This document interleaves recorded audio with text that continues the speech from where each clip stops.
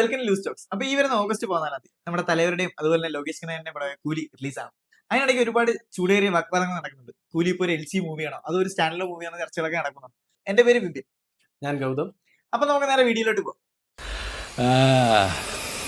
முடிச்சிடலாமா?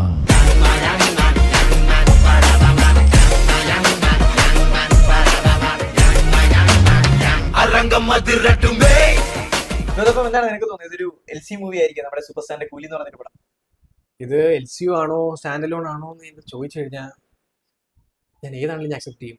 Standard ആണെങ്കിൽ accept ചെയ്യും, LC ആണെങ്കിലും accept ചെയ്യും. എന്നാലും നിന്റെ ഉള്ളിന്റെ ഉള്ളിൽ എൻ്റെ ഉള്ളിൽ ഇതൊരു LCU ആവാനാണ് എനിക്ക് ഏറ്റവും ഇഷ്ടം. കാരണം രജനീകാന്തിനെ പോലുള്ള ഒരു ആക്ടറുടെ LCUവിന്റെ ഒരു ഫ്രാഞ്ചൈസിയിലോട്ട് കടന്നു വരുവാ എന്ന് പറഞ്ഞു കഴിഞ്ഞാൽ ഇതിന്റെ കളറാകെ നിസ്സാര ഇപ്പൊ തന്നെ LC വെച്ചൊരു ഹൈപ്പ് ഉണ്ടല്ലേ? അത് നിങ്ങൾക്ക് പ്രേക്ഷകർക്ക് അറിയാം. LC നമുക്ക് എന്തോരം ഒരു ഹൈപ്പാണ് ക്രിയേറ്റ് ചെയ്യാൻ തന്നേക്കുന്നത്. അപ്പൊ ഉറപ്പായിട്ടും അതിലേക്ക് ഈ പറയുന്ന സൂപ്പർ സ്റ്റാറോടെ കടന്നു വരുവാണെങ്കിൽ LCന്റെ ഹൈപ്പ് വേറെ ലെവലിലോട്ട് മാറുവാണ്. അത് കാര്യം നമ്മള് ചിന്തിക്കാൻ പോലും പറ്റാത്ത റേഞ്ചിലോട്ടായിരിക്കും പോകുന്നത്. ഇപ്പോൾ LCU ഈ പറയുന്ന കൂലി റിലീസ് ഡേറ്റ് പറയുന്നത് 14-ാം തീയതിയാണ്. അന്ന് തന്നെയാണ് വാർ 2 ഋത്തിക് റോഷന്റെ യഷ്രാജ് ഫിലിംസിന്റെ യൂണിവേഴ്സ് സ്പൈവേഴ്സിന്റെ ഒരു ക്ലാഷ് ആയിട്ടാണ്. അത് ഇന്ത്യൻ സിനിമാ ലോകം കണ്ടതിൽ വെച്ച് ഏറ്റവും വലിയൊരു ക്ലാഷ് നടക്കാൻ പോവാണ്. Of course. പക്ഷേ എല്ലാവരുടെ ആന്റിസിപ്പേറ്റഡ് മൂവി എന്ന് പറയുന്നത് കൂലി തന്നെയാണ്. തീർച്ചയായും അത് ഇതുവരെ അവര് എന്താ പറയുന്നത്, നമ്മുടെ വാർ 2 YRFിന്റെ ഒരു യൂണിവേഴ്സ് എന്ന് അവർ പബ്ലിഷ് ചെയ്തിട്ട് തന്നെയാണ് ആ മൂവി ഇറക്കുന്നത്. ഇവിടെ എവിടെയും ലോകേഷ് പറഞ്ഞിട്ടില്ല ഇതൊരു LCU മൂവി ആണെന്ന് പറഞ്ഞിട്ടില്ല. പുള്ളി കൂടുതലും ഫോക്കസ് ചെയ്യുന്നത് ഒരു സ്റ്റാൻഡ് അലോൺ ആണെന്നുള്ളത് കാണിക്കാനാണ്. എന്നിരുന്നാലും ആളുകൾക്കിടയിലുള്ള ചർച്ചയും ചൂടേറിയ ചർച്ച നടക്കുകയാണ്. ഇത് LCU ആണോ അതോ സ്റ്റാൻഡ് അലോൺ മൂവി ആണോ? എല്ലാവരുടെയും അതിനിടയിലേക്ക് ഇപ്പോ LCU എന്ന് പറയുന്ന ഒരു ഫാക്ടർ വരാനുള്ള റീസൺ എന്ന് പറഞ്ഞു കഴിഞ്ഞാൽ നമുക്ക് ഇഷ്ടപ്പെട്ട നമുക്ക് പ്രിയപ്പെട്ട എല്ലാ ആക്ടേഴ്സിനെയും ഒരൊറ്റ ഫ്രെയിമിൽ കിട്ടുമെന്ന് പറയാം. ഒറ്റ ഫ്രെയിമിൽ ഒറ്റ സ്റ്റോറിയിൽ വിക്രം പോലൊരു സിനിമ എടുക്കുക. വിക്രമിനകത്ത് ക്ലൈമാക്സിനോട് അടുക്കുന്ന ഒരു പോയിന്റില് ഈ വിജയ് സേതുപതി, ഫഹദ് ഫാസില്, നമ്മുടെ കമലഹാസൻ എല്ലാവരെയും കൂടെ കിട്ടുന്ന ഒരു വൈഡ് ഷോട്ട്. അതേപോലെ പറയുമ്പോ തന്നെ രോമാഞ്ചം നമ്മുടെ തലപതി വിജയും റോളക്സ് ആയിട്ട് സൂര്യയും കമലഹാസന് രജനീകാന്തും ഇതിപ്പോ ഒരു പറഞ്ഞു വരുമ്പോ ഒരു ഹൈപ്പോത്തറ്റിക്കൽ സിറ്റുവേഷൻ എന്നാലും അങ്ങനൊരു ഷോട്ട് നമ്മുടെ കൺമുമ്പിൽ കിട്ടുന്നെന്ന് ആലോചിച്ച് നോക്കിയേ. ഒരു എല്ലാത്തരം ആരാധകരെയും സാറ്റിസ്ഫൈ ചെയ്യുന്ന ഒരു സ്ക്രീൻ പ്രസൻസ് ആയിരിക്കും എല്ലാവരുടെയും കിട്ടുന്നത്. തീർച്ചയായും അത് ആലോചിക്കാൻ പോലും വയ്യ. നമ്മുടെ മലയാളികളാണെങ്കിൽ ഇതുപോലെ 2020 ആണെങ്കിൽ തന്നെ പറയാം,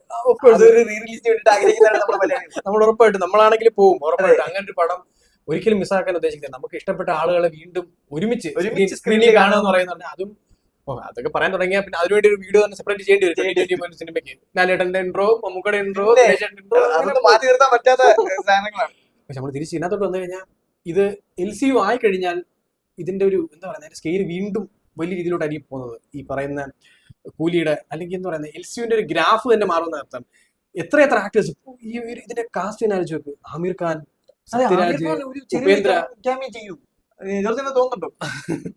അങ്ങനെ വെച്ച് കഴിഞ്ഞാൽ പുള്ളിയുടെ കാര്യം അൺപ്രഡിക്റ്റബിൾ ആണ്. കാരണം പുള്ളി ചിലപ്പോ കഥ കേൾക്കാതെ തന്നെ ആയിരിക്കും ചെയ്യുന്നത്. പക്ഷേ കഥ കേൾക്കാതാണ് പുള്ളി ഓൾറെഡി ഒരു ഇന്റർവ്യൂല് പറഞ്ഞിട്ടുണ്ട്. സൂപ്പർ സ്റ്റാർ ഉണ്ടായതുകൊണ്ട് ഞാൻ നേരെ കഥ പോലും കേട്ടിട്ടില്ല എന്നാണ് പുള്ളി പറഞ്ഞേക്കുന്നത്. ആ കാര്യമല്ലേ നമ്മളിൽ എല്ലാവരും ഒക്കെ ആയിട്ടിരിക്കുന്നത്. പുള്ളി എങ്ങനെ പറഞ്ഞു ഒരു കാര്യം കേൾക്കാതെ ആമിർ ഖാൻ കൂലി രജനീകാന്തിന്റെ ഒരു സിനിമയിലേക്ക് വന്നിരിക്കുന്നത്. രജനീകാന്ത് എന്നുള്ള ഒരു ഫാക്ടർ മാത്രം കണ്ടിട്ട് വന്നിരിക്കുന്നു എന്ന് പറയുമ്പോൾ നമ്മളെല്ലാ പ്രേക്ഷകരെയും അത് എന്താ പറയുന്നത് അത് അട്രാക്ട് ചെയ്തിട്ടുണ്ട്. പക്ഷെ അതും ഒരു പ്രൊമോഷൻ സ്ട്രാറ്റജി ആവാം. അങ്ങനെ ആയിക്കൂടായില്ല. ആമിർ ഖാൻ പൊതുവെ ഒരു സ്ക്രിപ്റ്റ് കേട്ട് ഒരു ക്യാരക്ടർ ഓറിയന്റഡ് ആയിട്ടുള്ള ഒരു സിനിമകളാണ് പൊതുവെ പുള്ളി ചെയ്യാറുള്ളത്. നമ്മുടെ ചിയാൻ വിക്രം ആണെങ്കിലും പല ഗെറ്റപ്പിൽ വരുന്ന, അല്ലെങ്കിൽ സൂര്യ ആണെങ്കിലും വേറിട്ട കഥാപാത്രം പുതിയ എക്സ്പെരിമെന്റൽ മൂവി ചെയ്യാൻ ആഗ്രഹിക്കുന്നതിനകത്ത് ടോപ്പ് നോച്ച് നിൽക്കുന്ന ഒരു ഇന്ത്യൻ ആക്ടറാണ് ആമിർ ഖാൻ.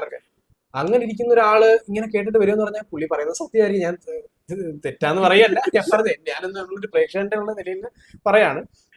എന്താണെങ്കിലും ആമിർ ഖാൻ ഇതിലുണ്ടല്ലോ. അതാണ് അവിടെ പറയേണ്ട വേറൊരു കാര്യമുണ്ട്. നമ്മുടെ ലോകേഷിന്റെ ഒരു സ്വഭാവം വെച്ചിട്ട് ഈ പറയുന്ന ക്യാമിയോൾ ഒളിപ്പിച്ചു വെക്കുന്ന ഒരു സ്വഭാവം ലോകേഷിനുണ്ട്.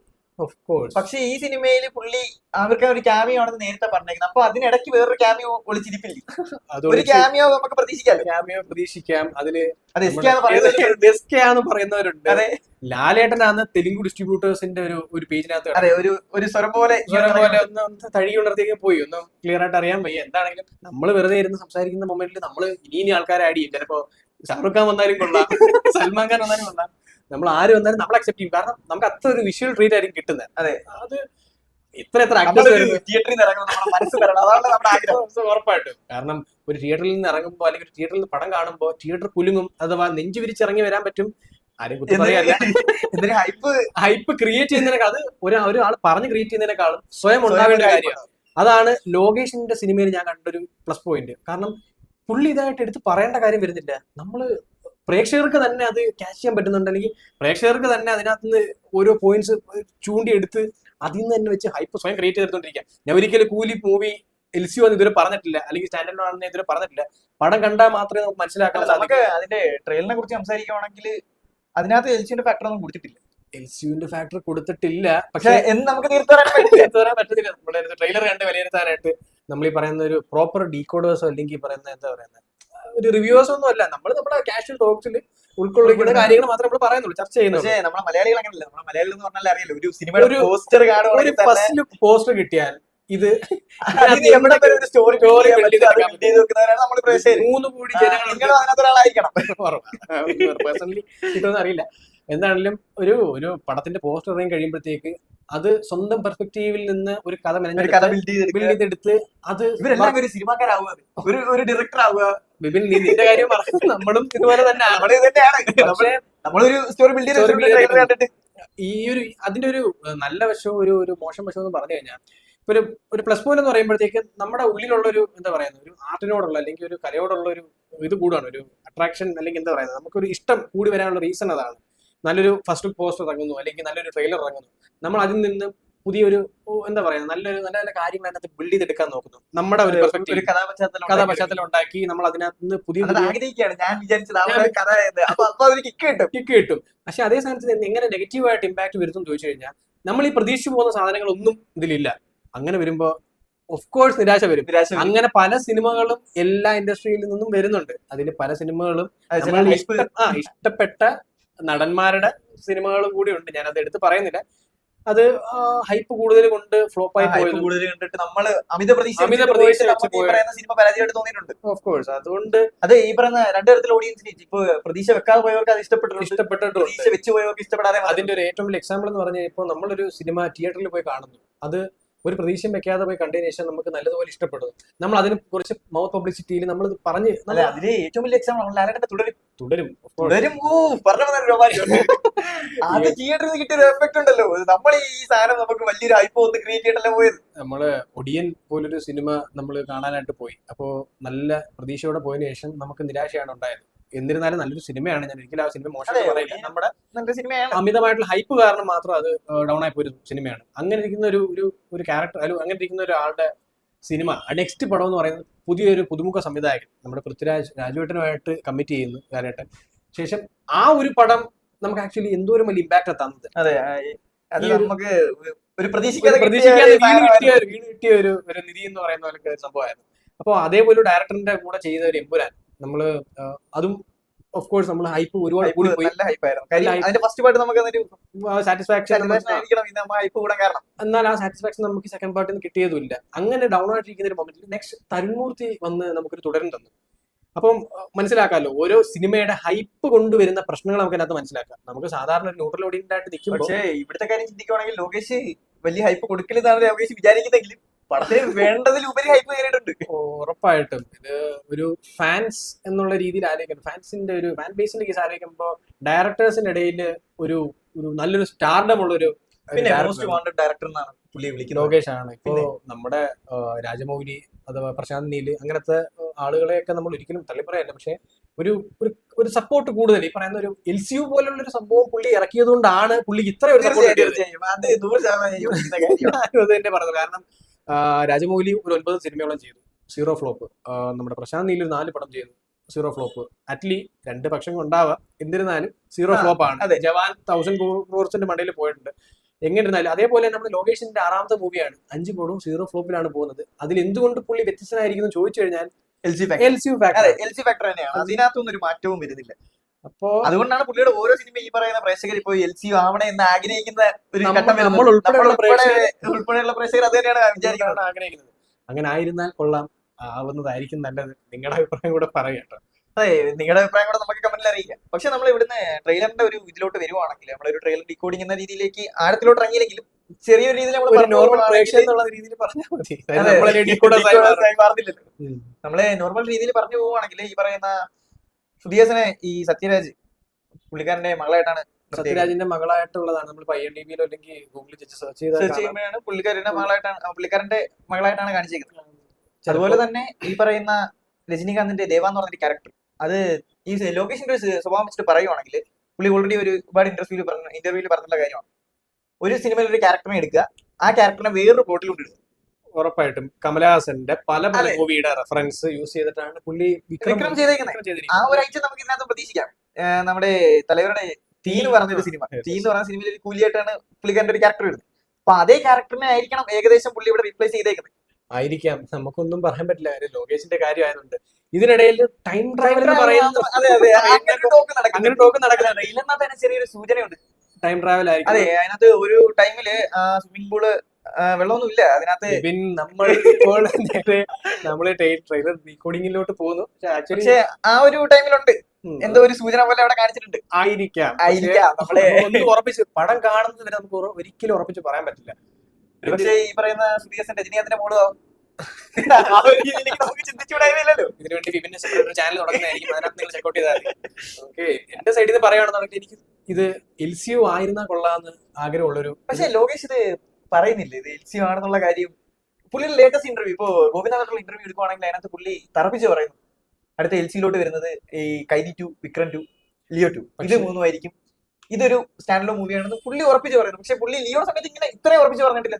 പക്ഷെ നീ ആലോചിക്കേണ്ട ഒരു കാര്യമുണ്ട്, ഇപ്പോ ഈ LCUനെല്ലാം സ്റ്റാർട്ടിങ് ഒരു ഷോർട്ട് ഫിലിം യൂസ് ചെയ്ത് അവർ പോർട്രേറ്റ് ചെയ്ത് കാണിക്കുക എന്നുള്ള പറഞ്ഞാൽ. അതെ അതെ അതെ, അതിന്റെ ഷൂട്ട് കഴിഞ്ഞു, അതിന്റെ എല്ലാ കേസും കഴിഞ്ഞു, പ്രീ പ്രൊഡക്ഷനും പോസ്റ്റ് പ്രൊഡക്ഷനും എല്ലാം കഴിഞ്ഞതിന് ശേഷം ഇത് റിലീസിന് വേണ്ടി കാത്തിരിക്കുകയാണ്, നെറ്റ്ഫ്ലിക്സിലാണ് സ്ട്രീം ചെയ്യുന്നതെല്ലാം പറഞ്ഞിട്ടുണ്ട്. എന്തുകൊണ്ട് അത് ഇറക്കുന്നില്ല എന്നുള്ളതിന്റെ ചോദ്യം കൂലിയാണോ? കൂലി വന്നതിന് ശേഷമേ എന്നാണ് ആർക്കും അറിയില്ല. കാരണം കൂലി കഴിഞ്ഞിട്ട് ഇനി ആ ഷോർട്ട് ഫിലിം ഇറക്കുമെന്നാണ് പറഞ്ഞേക്കുന്നത്. അവിടാണ് നമ്മൾ ലോകേഷൻ സംശയിക്കേണ്ടിയിരിക്കുന്നത്. സത്യം. കാര്യം നമ്മളൊരു സ്റ്റാൻഡ് ലോൺ സിനിമയാന്ന് പറഞ്ഞ് പോയി കഴിയുമ്പോൾ അവിടെ വെച്ച് നമ്മൾ LCU ഫാക്ടറിനകത്ത് ഉണ്ടെന്ന് കാണുമ്പോൾ കിട്ടുന്ന ഒരു കിക്ക് ഉണ്ടല്ലോ, ആ ഒരു ഹൈ, അത് നഷ്ടപ്പെടാതിരിക്കാൻ വേണ്ടി ആയിരിക്കും പുള്ളി അങ്ങനെ മാക്സിമം പ്രൊമോട്ട് ചെയ്യുന്നത്. ലിയോയിൽ നമുക്കത് കിട്ടിയാണ്. ലിയോയിൽ നമുക്കിപ്പം LCU ആണ് അല്ലെന്നുള്ള 2 മൈൻഡ് പോയിട്ട് പോലും നമുക്ക് അവിടെ LCU ഫാക്ടറിക്ക് കിട്ടിയ ഒരു രോമാഞ്ചിഫിക്കേഷൻ ഉണ്ട്. ലിയോയുടെ ഫസ്റ്റ് ഹാഫിനോട് കിടപിടിക്കാനുള്ള ഒരു പടം എനിക്ക് തോന്നുന്നില്ല ലോകേഷിന്റെ കരിയറിൽ ചെയ്തിട്ടില്ല. പക്ഷെ പുള്ളി പറയുന്നത് ഇതാണ് പുള്ളിയുടെ ബെസ്റ്റ് പടമാണ്. ബെസ്റ്റ് പടം എന്നുള്ളതാണ്. സെക്കൻഡ് ഹാഫിൽ കിട്ടിയ ചെറിയൊരു പോരായ്മയൊക്കെ പുള്ളി കിട്ടി, അത് പുള്ളി അക്സെപ്റ്റും ചെയ്തു. ഓഫ് കോഴ്സ്, അതാണ് ഏറ്റവും വലിയ ക്വാളിറ്റിയിൽ ഒന്നാണ് ലോകേഷിനുള്ളത്. ഓഫ് കോഴ്സ്, പക്ഷെ അതെല്ലാം ഇതിൽ മാറും എന്നാണ് പുള്ളി പറഞ്ഞത്. പുള്ളി ഈ കൂലി എന്ന് പറഞ്ഞ സിനിമയിൽ 100% കോൺഫിഡന്റ്. അവിടാണ് പുള്ളി കോൺഫിഡന്റ് ആണ്. പുള്ളി എന്ത് തെറ്റ് പറ്റിയാലും പുള്ളി അത് ബെയർ ചെയ്യും. അത് നേരത്തെ വിപിൻ പറഞ്ഞ പോലെ തന്നെ അത് വലിയൊരു ക്വാളിറ്റിയാണ്. ഇപ്പോൾ ചില ഡയറക്ടേഴ്സ് ഉണ്ട്, അല്ലെങ്കിൽ ഇപ്പൊ നമ്മളെ കുറെ നാള് ഈ പറഞ്ഞ റിവ്യൂസിന്റെ പ്രശ്നം വെച്ച് പ്രശ്നമായിട്ട് നടക്കുന്നുണ്ടായിരുന്നല്ലോ. ഒരു പടം ഇറങ്ങി അതിന്റെ റിവ്യൂവേഴ്സ് മോശം റിവ്യൂ പറഞ്ഞെന്നുള്ള കേസ് കൊണ്ട് ഒരു പടം ഫ്ലോപ്പ് ആവുന്നുള്ളത് ഉള്ള കേസുകൾ ഇവരോട് സംസാരിച്ചായിരുന്നു. അതിൽ പറയുന്നത് ഡയറക്ടർമാരുടെ തെറ്റല്ല, ഒരു പടം കണ്ട് ആ സ്ഥാനത്ത് ഇത്രയും വലിയൊരു ബഡ്ജറ്റിൽ ഇറക്കുന്ന ഒരു പടത്തിനകത്ത് ചെറിയൊരു പോരായ്മ തനിക്ക് വന്നു, തനിക്ക് അക്സെപ്റ്റ് ചെയ്യാൻ പറ്റുന്നുണ്ടെങ്കിൽ ലോകേഷിന്റെ അത് ഏറ്റവും നല്ലൊരു ക്വാളിറ്റി ഞാൻ എടുത്ത് പറയണം കേട്ടോ. കാര്യം നമ്മുടെ മലയാളത്തിൽ തന്നെ ഒരുപാട് ഡയറക്ടേഴ്സ് ഈ പറയുന്ന റിവ്യൂസിന് കുറ്റം പറയുന്ന ഒരുപാട് പേരുണ്ട്. സിനിമ ഇറക്കി സിനിമയെ കുറിച്ച് ഒരു കുറ്റം പറഞ്ഞു കഴിഞ്ഞാൽ അത് റിവ്യൂസിന്റെ കുറ്റമാണ്, അതുകൊണ്ടാണ് പടം കുട്ടിയെന്ന് പറയുന്ന ആൾക്കാരും ഉണ്ട്. അതിലേതാണ് വാസ്തവം എന്നുള്ളത് നമുക്ക് പ്രേക്ഷകർക്ക് മനസ്സിലാക്കാൻ സാധിക്കുന്നേ. പിന്നെ നമ്മൾ ഈ പറയുന്ന പെയ്ഡ് റിവ്യൂ ചെയ്യുന്ന ആൾക്കാരുണ്ട്, അത് നമ്മളെ ഒഴിച്ചുകൂടാതെ സെപ്പറേറ്റ്. ഓക്കെ, അതുകൂടെ ആലോചിക്കുക. നമുക്ക് തിരിച്ച് നമ്മുടെ കൂലിയിലേക്ക് വരാം. കൂലി 2 ദിവസങ്ങളിൽ ഇറങ്ങും. 14-ാം തീയതി റിലീസാണ്. സ്റ്റാൻഡ് ലോൺ ആയിരിക്കും, LCU ആയിരിക്കും? നിനക്ക് എന്താ ലാസ്റ്റ് പോയിന്റ്, നിനക്ക് എന്താ പറയാനുള്ളത്? എനിക്ക് പക്ഷേ ഈ ട്രെയിലർ കണ്ടിട്ട്, ട്രെയിലറിന്റെ രീതിയെ കണ്ടിട്ട് എനിക്കൊരു സ്റ്റാൻഡ് ലോൺ ആയിട്ട് തോന്നുന്നെങ്കിലും മാക്സിമം നീ ട്രൈ ചെയ്യുന്നുണ്ട്, സ്റ്റാൻഡ് ലോൺ ആക്കാനായിട്ട് ട്രൈ ചെയ്യാനായിട്ട് ഞാൻ നോക്കുന്നുണ്ട്. പക്ഷേ LCU ആവാതിരിക്കാനുള്ള സാധ്യത, LCU ആയിക്കൂടാന്നുള്ള സാധ്യത നമുക്ക് നൽകണമില്ല. ഫസ്റ്റ് ഡേ ഫാൻ ഷോയ്ക്കാണോ പോകുന്നത്? അതെ, ഉറപ്പായിട്ടും ഫാക്ടർ വേറൊരാൾ പറഞ്ഞ അറിയില്ലല്ലോ അല്ലേ. ഇപ്പൊ നിങ്ങൾ പോവുകയാണെങ്കിൽ ശരി, വേറൊരാൾ പറഞ്ഞ അറിയില്ലല്ലോ. ഇതിപ്പോ LCU ആണെന്ന് നിങ്ങൾ വേറൊരാൾ പറഞ്ഞ അറിയുന്നതിനെക്കാട്ടി അല്ലേ നിങ്ങൾ ആദ്യം അറിയില്ല. ആ ഒരു മൈൻഡിലാണ് ഞാനും പോകുന്നത്. ഗൗതം അങ്ങനെയല്ലേ പോകുന്നത്? ഉറപ്പായിട്ടും. അപ്പോ നിങ്ങളുടെ അഭിപ്രായം എന്താണ്? ഇപ്പൊ ഒരു LCU എന്ന് പറഞ്ഞ ഈ പറയുന്ന യൂണിവേഴ്സിൽ ഈ പറയുന്ന നമ്മുടെ കൂലി എന്ന് പറഞ്ഞ സിനിമ കാണുമോ, അതിന്റെ സാധ്യത എത്രത്തോളം ആണെന്നുള്ള കാര്യം നിങ്ങളൊന്ന് കമന്റ് ചെയ്യുക. നിങ്ങളുടെ അഭിപ്രായം നമുക്ക് കാണാമല്ലോ. അപ്പോ നമുക്ക് പുതിയൊരു വീഡിയോ ആയിട്ട് കാണാം അല്ലേ? ഓക്കെ, നമുക്ക് ഒരു കാര്യം ചെയ്യാം, നമുക്ക് ഈ പറയുന്ന കൂലിയുടെ റിവ്യൂ കൂടി നമുക്ക് പോസ്റ്റ് ചെയ്യാം. നെക്സ്റ്റ് വീഡിയോ നമുക്ക് റിവ്യൂ ആക്കാനായിട്ട് ശ്രമിക്കാം. ആ പടം LCU അല്ല എന്നുണ്ടെങ്കിൽ മാത്രം. LCU ആണെന്നുണ്ടെങ്കിൽ നമ്മൾ ആ പടം വീണ്ടും കാണാനായിട്ടുള്ള പോകുന്നതായിരിക്കും. പിന്നെ ഒരു 2 ദിവസം കഴിഞ്ഞിട്ട് റിവ്യൂ ഇടാം. എന്തായാലും ഇതിന്റെ കൂലിയുടെ റിവ്യൂ നമ്മുടെ ചാനലിൽ വരുന്നതായിരിക്കും. ചെക്ക്ഔട്ട് ചെയ്തേക്കാം. ഓക്കെ, അപ്പോ വേറെ വീഡിയോ ആയിട്ട് പിന്നെ കാണാം.